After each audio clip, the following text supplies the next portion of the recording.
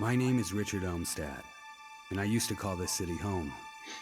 If you live here long enough, the stench of this city seeps into your skin, and you have to get out. I lived here long enough, and then some. Long enough to get to know the people at the top, the politicians who line their pockets while the city decays, the vultures who take what they want while the rest of us go hungry. I'm a painter. I don't make much off my work, but I get by. I come from a long line of politicians, but I never wanted any part of that life. I traded the mansion on the hills for the life of a starving artist the first chance I got. I never regretted it. All the city reporters used to know my name. Some of them knew me for my work. Most knew me for my father. Carl Elmstadt, my father, was the leader of the beloved Cosmopolitan Party, and this past year he ran for mayor. He was running against Edward Raban, an old rival of his, and pledged to change the way City Hall did business. He was a natural leader and an honest man. He saw the city not for what it was, but for what it could be. Politics was more than a job for my father. It was his calling. He never took a vacation and always showed up at town halls, for better or worse. The people adored him. Even when he failed, they knew he was fighting for them.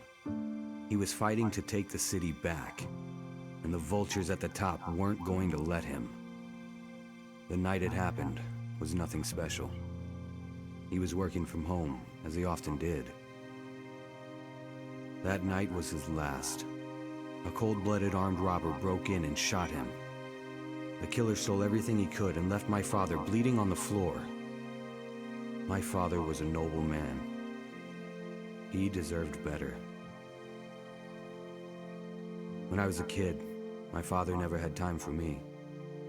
When I got older, I decided I didn't have time for him. Now I'm burying him, and I wish I could go back. I wish I could talk to him one more time. I'd tell him that I admired his courage, that I loved him, and always did. This was no random crime. It was calculated, planned. I'm sure of it.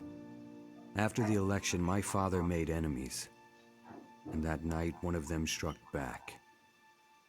In my bones, I know that Edward Raban is responsible for this atrocity, but I have to prove it. I don't have many friends in the city, but if there's one person who can help me at a time like this, it's Judy. I only hope she'll take my call.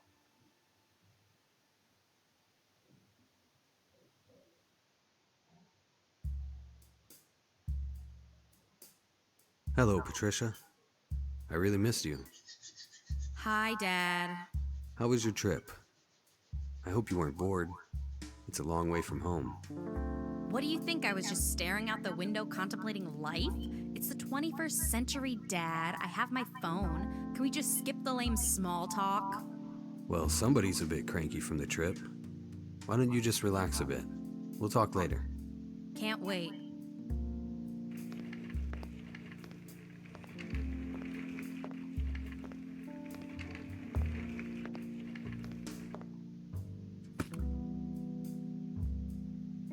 I have to find out what happened to my father.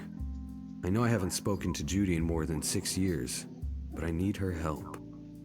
I should call her as soon as possible.